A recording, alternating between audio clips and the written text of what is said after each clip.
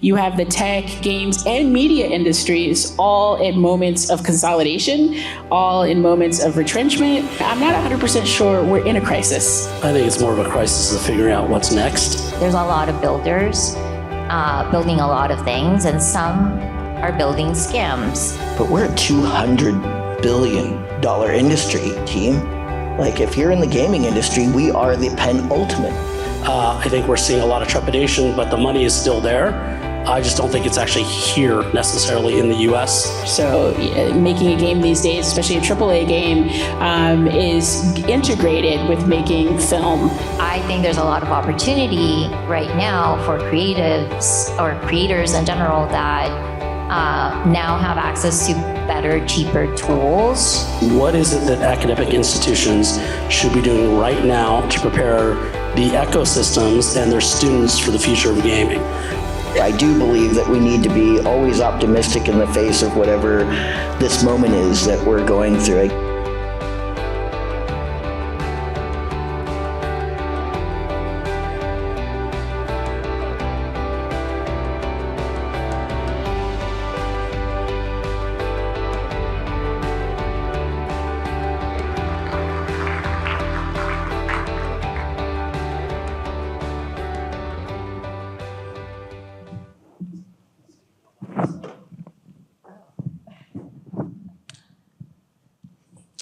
Good afternoon, everybody. Hope you're back from lunch and not too tired. If you need coffee, I don't have it, but maybe afterwards. I'm going to ask a couple questions first, and it's probably the first time in a long time I've actually been a little nervous about hosting a panel, because I only know one person up here, and this is JP, but I've got the pleasure of meeting our two other illustrious panelists earlier. Super excited. Who in the panel is a developer working on a game? Anybody on this side? No? What about the audience? Anybody working on games? Okay. Anybody investing, publishing, doing anything else in the game space? Okay, good. I'm trying to figure out where to take this and how deep to go before we go too deep. And I did go old school, wrote a bunch of stuff on this because I didn't find out until Thursday that I was moderating the panel. So I'm going to start kind of high and go low. First thing I'm going to start with, and really broad, given this super diverse audience and super diverse crowd. We've all heard about global video game market being down in 2022, slightly up 1 or 2% based on who you talk to in 2023. I don't think we can talk about the future of games until we talk a little bit about the current state of games, and especially game funding. So in your opinion, what do you think is causing the current funding crisis? How long do you think it continue? And is it actually a crisis, or is it just a little misunderstanding of the nature of the business? I'm going to throw this out to anybody who wants to jump on it, but I'm thinking maybe we start with Treyandra? Yes, Treyandria. Okay, well, I guess I'll start. Hi, everyone. So with that question, I'm not 100% sure we're in a crisis. I think that, one way to think about what's happening now, you have the tech, games, and media industries all at moments of consolidation, all in moments of retrenchment. You have severe market correction, I think, in terms of the workforce and the labor force, and you have a lot of consolidation going on. But in terms of revenue and the market itself, I'm not convinced that there is any crisis or downturn there.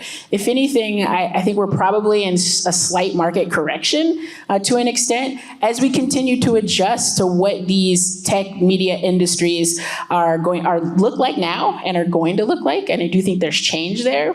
But I don't think there's so much of I don't think there's a funding crisis from where we stand. I haven't seen that, and I don't know that even the reports on revenue from many of the major companies is actually up. There's a huge uptick, right? There's an uptick in revenue, there's an uptick in profit. So I'm not sure, but I think, being that I am also a media professor, paying attention to the narrative of crisis, right? Whether or not it's an actual crisis is probably also worthwhile. Why is there this perception, and to what end does that serve more than the reality, which is, I don't think there is one. So I think that's perfect. Those of us who've been in finance in the past, perception becomes reality in the market. So Natalia, from your perspective, what do you think about this? You're at a really big company, but you also have your own company. What do you think about the current state of the market in terms of sales, but in funding and where that puts us? I think that because of the adjustment period that we're in and the fact there's way more opportunity at the moment because costs have dropped significantly and there's tools available to emerging creators and independent creators that weren't available before. I think it's confusing and there's a lot of noise at the moment because there's a lot of builders building a lot of things and some are building scams. And so people fall for the scams and then they get scared of like trying to use tools to make money because they know it's a possibility, but they can be scammed. And so I think as tools improve and the ones that actually are impactful remain, I think that's gonna open up a lot of exciting opportunities. And I think that's where I'm like really excited from a personal perspective on the diversity of content that we're gonna see like in the entertainment industry, like in general. JP? Yeah, I'm going to hit this from I guess, two sides. There's certainly a perception in the gaming industry that we are hitting some really, really rough waters. We've had a string of layoffs that has been pretty unprecedented across the industry, probably for the last 24 months. Anybody who's in this room, who works in this space, people who've lost jobs. I'm sure all of us do. I do think that is a trend that might continue in a way that I don't think we're ready for. I hope that's not right. Dr. Russworm kind of addressed something that, and I always got to go doctor because you earned the title. Appreciate it. What I heard from our colleague here is that, there might be a perceived perception of this. And I guess, I always like to dig into facts. In August 2024, I think we saw about Q1, 2.5 billion in investment, going into Q2, about 3.25, just over 5 billion. But we're a $200 billion industry, team. Like, if you're in the gaming industry, we are the penultimate. And to think that maybe last year, 10, 15 billion, 5% of an industry is not adequate. It is not adequate. And the people out there who understand this are taking big bets and coming back with the biggest paychecks ever. So I think that there's plenty of room for people to invest. I think that we certainly aren't doing enough for our communities. And again, the facts say that we are not doing as much as we can as a $200 billion industry. We unlocked gaming from $100 billion to $200 billion with some really interesting unlocks with Facebook, maybe Zynga and a few other companies like Farmville, some of those launches. $100 billion to $200 billion. We can do that with entertainment and games, with music and film, and I think that's coming. That's a good point. So I want to also talk about perspective. Those of you who've been around long enough know this is a weird cycle in gaming. I think one thing we're seeing was it overhiring during the pandemic? It's not sexy to talk about, and it's a little uncomfortable, and it's always uncomfortable, and those of us have had a lot of friends laid off, but the number of people hired and the salaries they were getting for those jobs, nobody wants to talk about the salary inflation during the pandemic. Facebook, Google, Apple were all competing. All the big crypto companies were all hiring the same engineers. I have a friend that had a studio who couldn't hire an engineer for less than $300,000 a year as a small indie. So I think one of the things that we don't address often enough is what's happened in the market to create that stuff. Some of us were around in 2008 when the total economy crashed and it actually affected gaming for the first time. I think we're seeing a lot of trepidation, but the money is still there. I just don't think it's actually here necessarily in the US cost-wise. So I want to ask a little bit more about that perspective. Dr. Russell, especially when you're talking backstage about this, you've got an interesting take. So tell me what you think about that in terms of perspective, both our industry and what other industries are going through right now. Well, I mean, to the other major media industries, television, film, music, they also have had a downturn. But I think not just in terms of the workforce, but like studios closing, you have more of a revenue sort of based reality there, I think. And so those industries are obviously adjacent and intertwined with the games industry. So in terms of production, they rely on each other. So making a game these days, especially a AAA game, is integrated with making film, with making television, right? All the same talent. You also have the unions, that had a strong presence this year, and of which voice actors are a part of that as well. And so you've seen the unionization trend, and I'm definitely not saying that that's a problem, not from my perspective, but it marks a change, and it marks a change in those other industries and their relationship to games.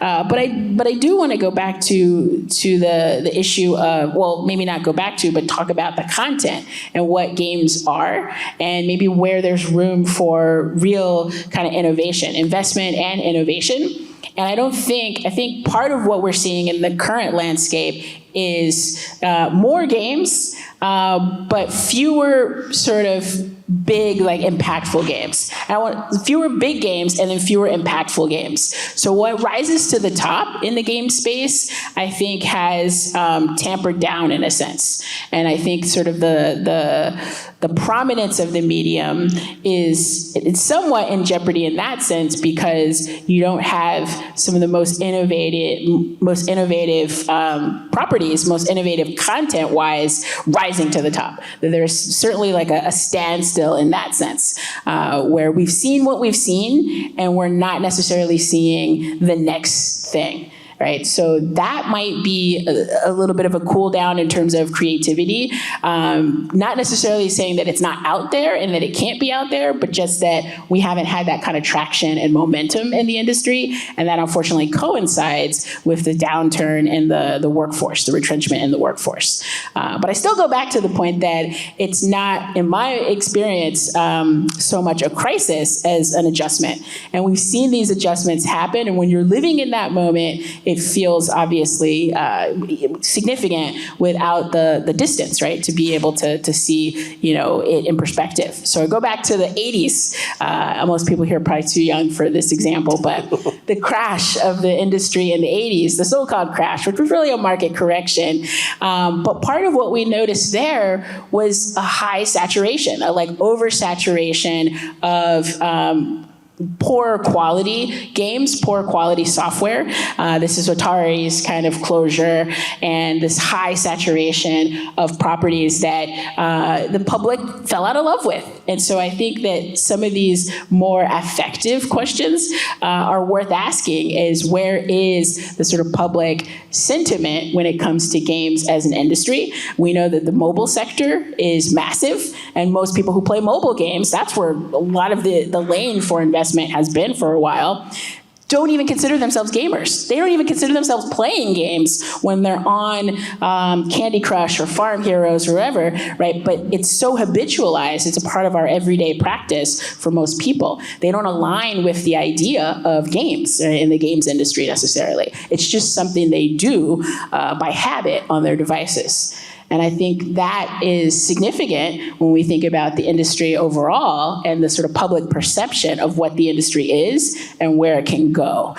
The reality is, again, financially, I think there is, we need more distance to really be able to properly see that, but I certainly don't think it's a crisis per se. But if we want to use that language of crisis, I think it's possible to see it in the public perception of what games are and what they can be, and a little bit of the cool down effect in terms of the actual IPs and content. I think it's more of a crisis of figuring out what's next. I think right now we're suffering from a lack of a catalyst. In the past, there's always been some big catalyst to really propel the industry. It's a new platform or a new machine. I guess we'll talk about the future. What's the next catalyst for us? Because we're still growing slightly, but I mean, it almost feels like compared to how much we've grown in the past and the changes, it feels like we're in a little bit of a stall period.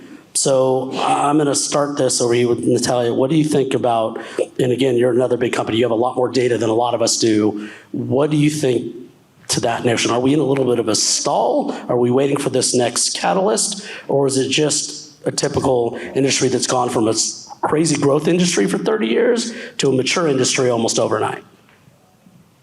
Yeah, I think of it as, and going back to that term, like we're in an adjustment period, right? And so like when we went from just having people that were able to paint to having a camera that's available, right?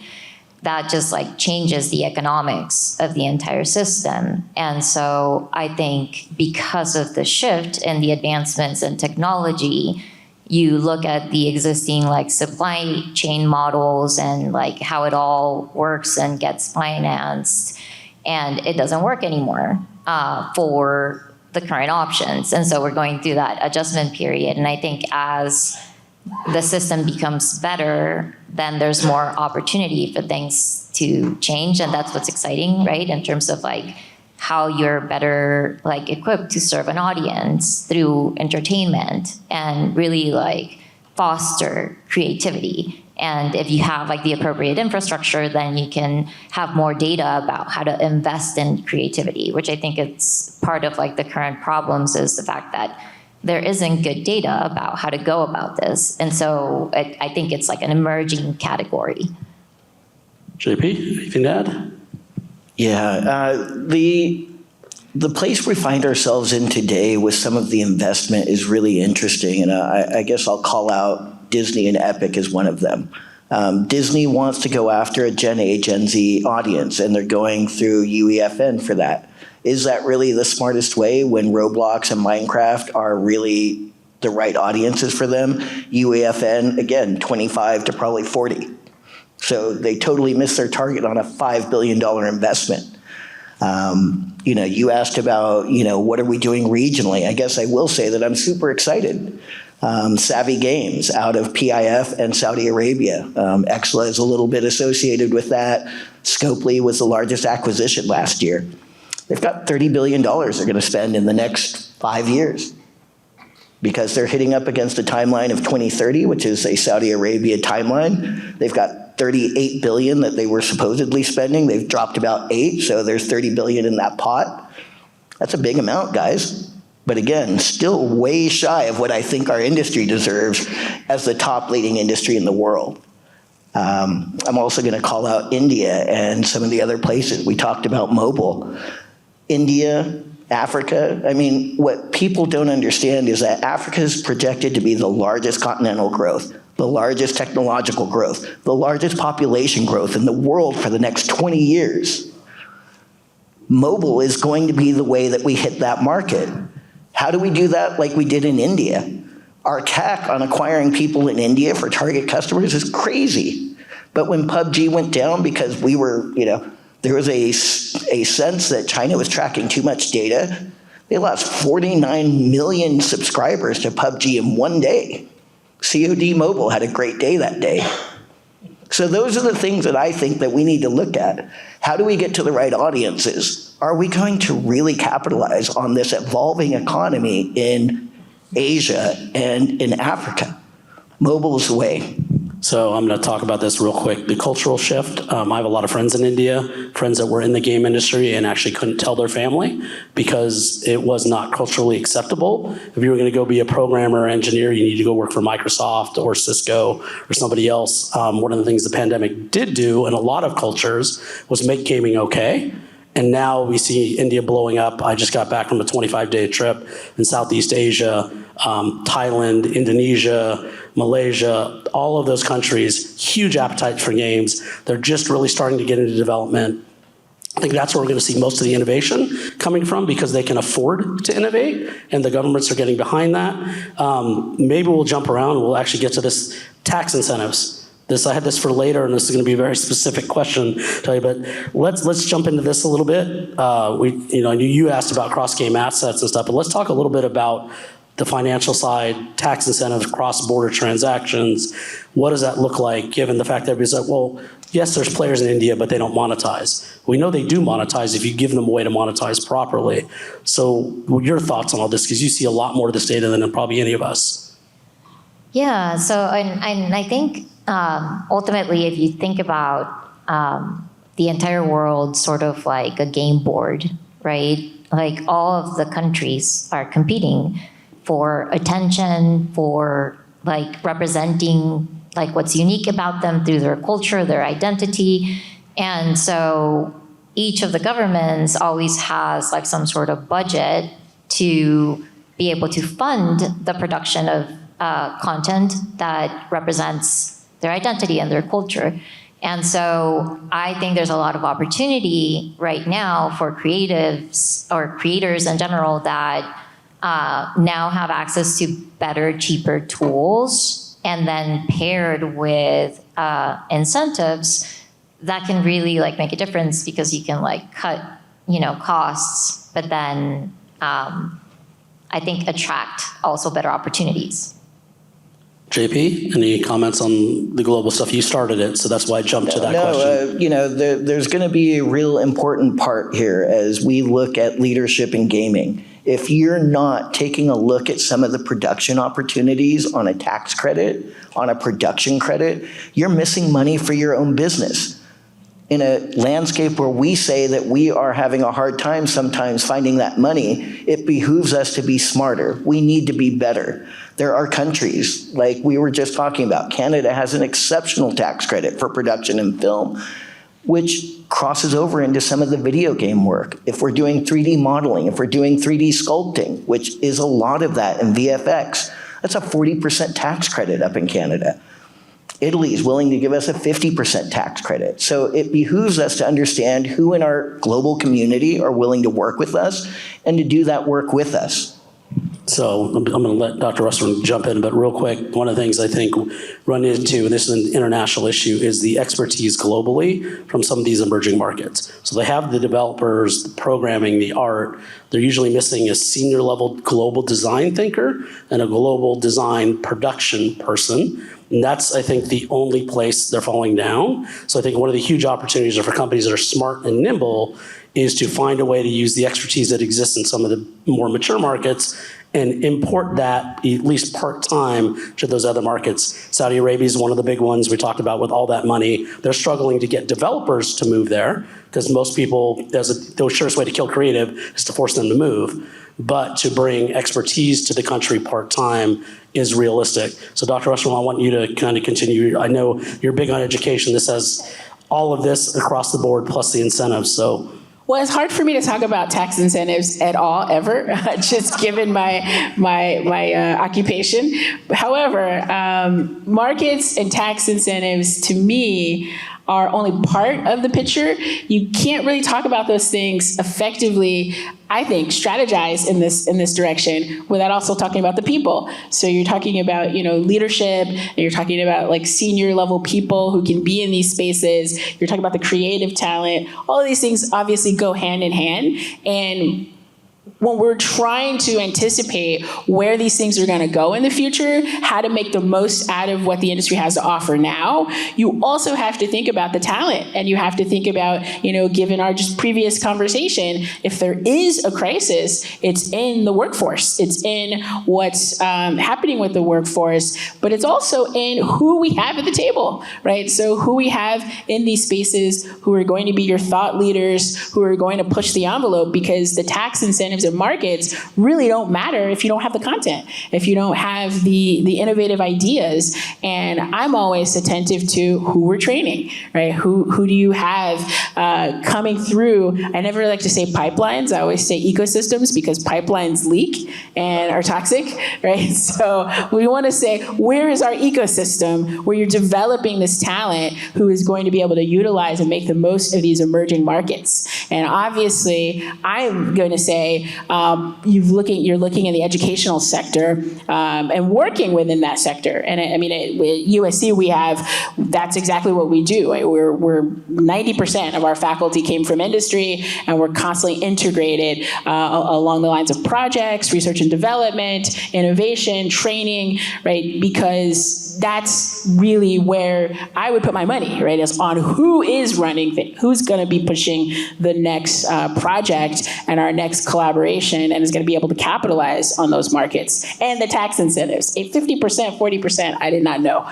This is fabulous. But I know that Los Angeles is really struggling in that space as well. All in all of those other industries that I mentioned, right? From the incentives standpoint, with film, television, and definitely now, tech and games as well. So, but for me, all of that starts with the people and who you have and where you're investing in human resources, right? JP, go ahead, and then I was going to follow up. Yeah, no worries. One of the things I did want to just lead back into is, I just kind of prompted a lot of people here in the room, if you're a leader, it's all right.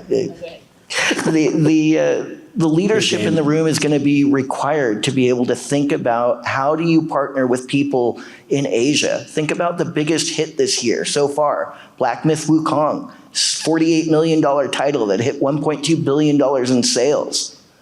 We need to be able to partner with our Eastern partners in Korea, China, Japan, in Saudi Arabia, as Justin said. There are opportunities with that $30 billion that Savvy's going to spend, and PIF's got a lot more of that funding dropping before 2030. But we have to understand how we can engage as a game studio to do production work here or wherever it is that you're going to do it, and allow them to build some ecosystem, as we heard, so that they can elevate some of the people in the MENA region. You heard that Africa is going to be the global mecca of the world. The emerging market is also MENA. When back in the 80s, it was BRICM, Brazil, Russia, India, China, Mexico. Now it's MENA, Middle East, North Africa, represents 250 million gamers. So let's figure out how to partner with those folks, elevate them, and I suspect that we're going to find our way into that market. So we have a saying, not to plug my company, that great games can come from anywhere. You just have to make sure they get everywhere. I want to go back to Dr. Rushmore. So one of the questions I had that was a direct follow-up. So what is it that academic institutions should be doing right now to prepare the ecosystems and their students for the future of gaming?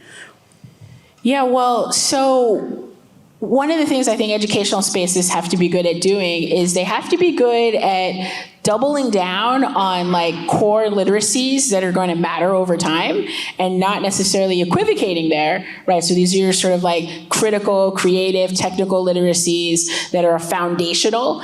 And also, you don't want to give those up because, again, they're a bedrock of what makes, USC students so great in the industry, why they're so successful. It's partly that. But the other thing is also being flexible. It's also being aware of everything that's constantly changing and being able to adapt your curriculum accordingly. So that means not having, this overload of you've got, 20 classes that you have to take that are those standard classes.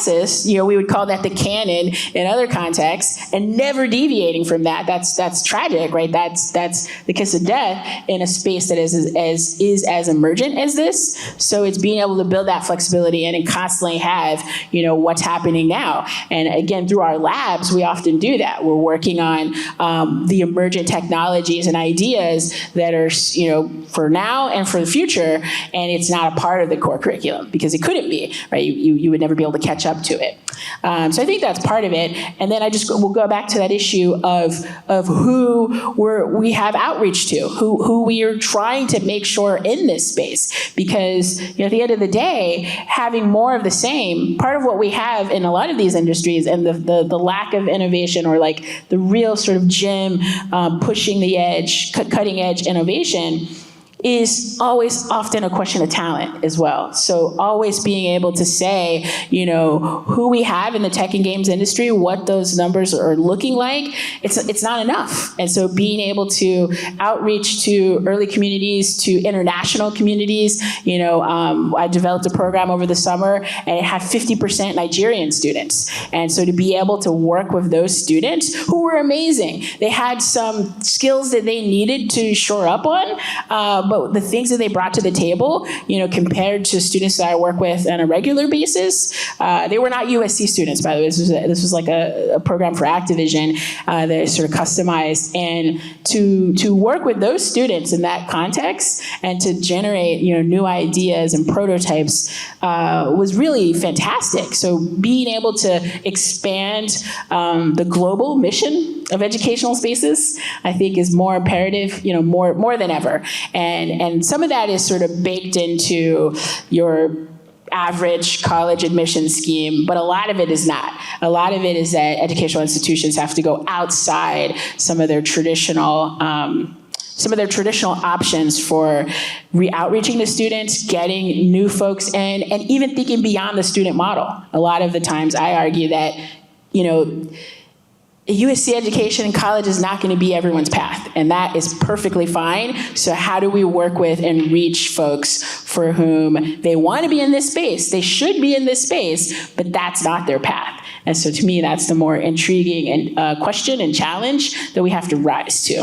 That's a long rabbit hole. So I think we could spend a couple months talking about the educational side. So I'm going to switch gears a little bit. JP, you're one of the few on the panel, besides myself, maybe has a bunch of experience in games, but also film. And I despise the word transmedia, but we'll call it transmedia for those in the audience that like the term. Sorry that I don't like it. So let's talk a little bit about the intersection, the future. You and I have been around since before there was always this kind of love-hate relationship between the two, bit of animosity. The film industry really didn't have a lot of respect for the game industry for a long time. I think over time, then they were forced to respect it because of the money. And then producers in the film business thought it was easy to make games. People in games thought it was easy to make movies. And we all tripped all over each other. So given all of that, we've seen the huge rise of IP going towards film and TV recently. I know you're at that intersection, so talk a little bit about where you see this going with the future of gaming and the future, I guess, of media and film and TV and music, because I know you have a slight opinion on this, so I want to hear it. No, I appreciate it. It really is a brand new world, and maybe to give it a little context, I did leave Gala Games Film and Music in June of this year, but we had the honor of writing $600 million across 42 titles and games in about 2.5 years, so I definitely did a lot of work in that space. One of the notable things that Justin, kind of hinted at is that we did break into film and music. We're the partners that gave Snoop the $50 million to buy Death Row Records, so Snoop's one of our primary partners, but we also broke into film. And what I'll express to you is that all of these businesses are very different, very tough, very hard, and you really need to lean into some really brilliant people to do them. We saw some great victories this year with Barbie, with Fallout, and I think that that's going to lead the way for a lot of IP to really be recognized.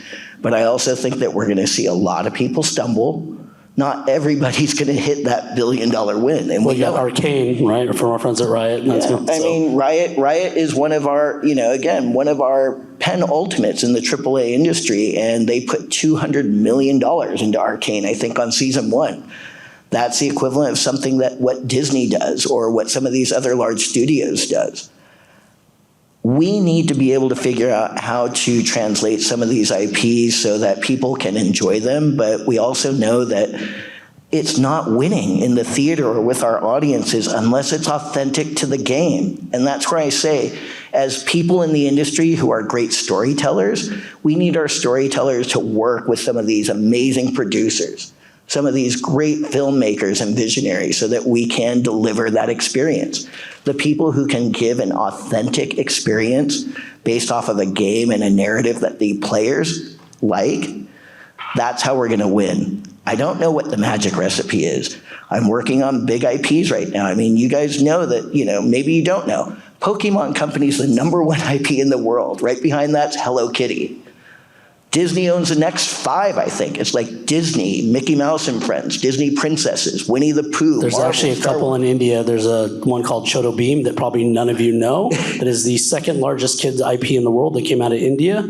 That's also going to be a game. So I think we talk about international. We need to look at inspiration from other places. So that's a big piece of it. And that's just it. You know, there's a lot of this stuff out there. I mean, if you look up something called I and Ico, 5 billion impressions on something where love is what matters. There are messages that are going to resonate with this generation that I don't think resonated with any other generation before in a way that it has. We're seeing people elevated to statuses like Taylor Swift that we've never seen. So we've got to understand how to connect with the audiences and elevate that IP in an authentic way. If we can do that, it's going to be a win. Think about Pokemon.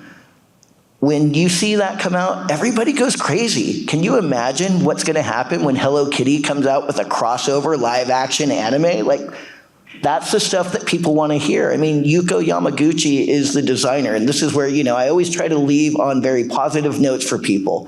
Yuko was the 3rd designer of Hello Kitty. She jumped into that business as the leader at $50 million. And could you imagine that one of these people here on the stage could have elevated that business from 50 million to 89 billion? Number 2 IP in the world. And I say that those are the things that we're going to be challenged with elevating and pushing up. We've got great people on the horizon who are going to lead the charge for us. Women who are going to do things that have never been done before, and I do expect that. Like Laura Meals probably going to be the next heir apparent of EA when Andrew retires. Let's hope that comes true. Not that you're going to retire, Andrew, but I want to see some people out there shaking it up for us.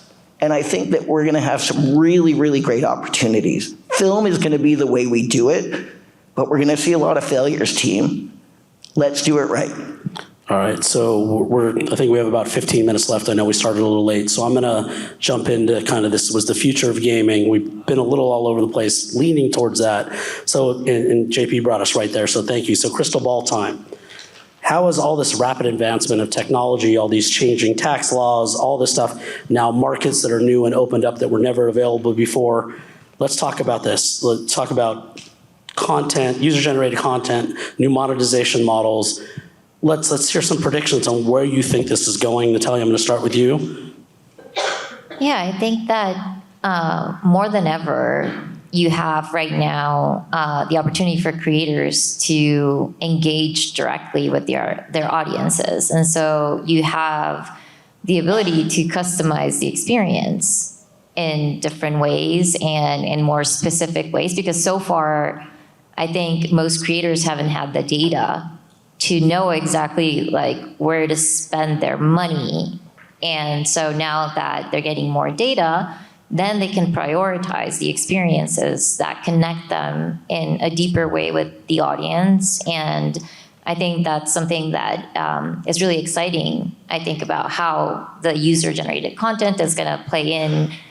Something that came to mind with like what like a topic of conversation was just before is how IPs also like start to collaborate and make partnerships. Like I think there was something specifically that I found amusing about Duolingo and like Shrek all of a sudden becoming some sort of like instant hot sensation. And I was like so amused by it. And so I think those are the sort of like collaborations with IP that I think can be like really just impact the monetization models that have been available, because it's like you're growing the revenue pools. And so now there's like more places that people can like tap into. So quickly, I'm going to jump in on this. I think back in the old ancient times when I was working at Capcom in the 90s, and we first did our deal between a Capcom IP, Street Fighter, and Marvel to put their characters in the game, what an absolute nightmare that was, getting the two companies with big IPs to actually play nice in the sandbox. I think we're seeing a lot more of that now for everybody's benefit. So I think that is key. All right, Dr. Rushman, I know you've got a whole bunch on this topic, so I'd love to hear it. Well, you know, I teach a class on dystopias. I've taught it for, I think, 15 years. And, dystopias as just a production trend, it obviously is popular. We always see dystopias. But one of the things I always challenge people to do is show me a utopia. Show me something that is not just another way in which we destroy ourselves. And I think in this conversation, all of these conversations about the future of games or the future of this, the future of that, we're already starting from a utopian place. We are often embedding the hopeful part of it in there, right? Our hope for what this can be. And that's been true to kind of thinking about tech industries and emergent technologies in general, even though our narrative culture often concludes that, no, we didn't get it right. Like, we didn't get the rise of AI right, and this is what happens. We've already seen the Terminators films. We know what's going to happen there. So, but I like the idea of being hopeful. I like the idea of trying to predict and get out the best in this moment and predict that it will be good for us. We will figure out the things that matter most. So in that vein, I say, for me, the future has a lot to do with the people who are making these games, further democratizing the technologies, further increasing access to really live up to our potential when over time we haven't seen shifts demographically, like significant shifts, like racially. In terms of gender, things have definitely gotten better, but I continue to put that pressure on us to actually meet our objectives and our hopefulness there, that who is in this space making the games will change, will continue to match up with the global realities of where this can all go. And so I always turn to Gen Z, Gen Alpha, these kids these days, right? That they have it, and leaning more into their imagination. And what I've seen so far is this penchant for immersive storytelling. Now, whatever that means to you, right? It's not necessarily VR. In terms of the hardware, who knows what that means? But people have a craving for captivating stories. It's always been there. We want more and more of it. Those generations want it, and we want to be able to feel something in significant ways and not necessarily just the dread, the despair, we got it wrong, right? We want to be able to feel in these contexts in an immersive and integrated way. And I think that's, I'm hopeful about that. I think all creators are dreamers, but also a bit hopeless romantic. So I think that's how we start out hopeful and end up in dystopia. So JP, do you want to continue on? No, I love the perspective of Dr. Ressworm, and I do believe that we need to be always optimistic in the face of whatever this moment is that we're going through. I guess if I'm going to peel back the crystal ball or try to, in the words of our Dark Yoda over here, kind of see into the future. I don't know that the future is often too difficult to predict. There are only a couple different paths in front of us. I think that there are going to be opportunities that gaming is going to see some accelerated workflows, the things that will enable that for me. I'm looking specifically for AI-assisted 2D art to 3D sketches or sculpts. That's going to be tremendous in terms of how we advance in AI-assisted rigging programs so that we can kind of move forward in those fashions. When we see that, we might see some of those amplifications we talked about. We heard from our colleague at Riot that, some of the things that we've been looking for in terms of platform unlocks. I certainly wouldn't want to be Discord today turning down that $5 billion offer because Discord hasn't done it. Duolingo has a bigger audience right now in terms of conversion. Telegram does. So what is the next platform that's going to do it for us? Who is going to engage a game that gets us across on one of these platforms? Look at what Pokemon Go did for us in AR, XR. I'm excited for the next XR, AR, VR game that pushes us across that threshold. So those are the things that I'm looking for. Well, I'm going to say, those of us have been a while, I actually have to give Fortnite a lot more credit than people will really realize. First of all, that game almost didn't exist. You had an excellent team that took a pivot last minute, and that game was about 3 months away from dying. But that game forced the platforms, PC, consoles, to actually play nice in the sandbox and allow for cross-platform play. Up until then, nobody had enough power to really force it. Even Call of Duty struggled to get Sony and Microsoft to play nicely in the sandbox. So I do think the next games that come out like this that are going to be able to force the platforms to open up even more. We're seeing it with Apple and Google now and all the lawsuits. And again, we think we have Epic to thank for the fact that the app stores are opening up a little bit. And no, I'm not sponsored by Epic. I have a few friends there. But I think a lot of us in the industry owe them a lot that we haven't even realized yet. They'll open the doors for creators. So because we're running out of time, I think there's one more question I want to ask. And then I think we'll have a couple minutes for questions. So anybody who wants to jump on this. There's one thing in the industry that you could change to better reflect your vision of the future, what would it be? Start with you, Natalia. Well, I think it's better infrastructure for ecosystems to thrive. Because I think that's what's going to allow everything that we're talking about in an optimistic way for it to actually thrive, right? So that's what I'm excited about is I think the advancements in technology and the fact that what I'm really focused on with AI is how can I use AI as a tool to make things more efficient for me, not the other way around. It's not about using AI to replace people. It's how do you enable people so that they tell better stories and in a more immersive way that brings people to feel like they're experiencing that story. So I think that's for me. Well, that's great. JP? I guess I'd go with, you talked about app stores. I'd really like a fair shake for creators. I'd like people to get an opportunity to capitalize on their IP, their knowledge, their skills, and be able to earn something off of it. Anybody taking 30%, and I mean, the Epic win at 27 point, whatever that win wasn't a win. I need my people in this room who are creating to be rewarded, and I need them to be rewarded adequate. Also, again, I'll go back to this. I have to thank Epic for what Exola is doing in our jobs. So we're helping that creator economy as much as we can by helping folks go direct to consumer and own their audience, because that's who the audience wants to talk to. Now, Dr. Russell, I know you've got a great response for this. I only have a selfish response. You asked about my own vision. What do I want? What does the future look like from my perspective? And that future is, funded Black women, BIPOC folks, queer folks making games, being supported, being able to find the layers of support that will help them realize their vision, because we haven't played those games yet. They don't exist in large scale. Those experiences, I would say, media and games experiences. So being able to have that out there, that diversity of perspective. And so very selfishly, I want to see an Octavia Butler video game. A good one, though, right? There have been a couple of projects, a couple of attempts, but a Parable of the Sower, Parable of the Talents. It is a dystopia, but it's a critical dystopia.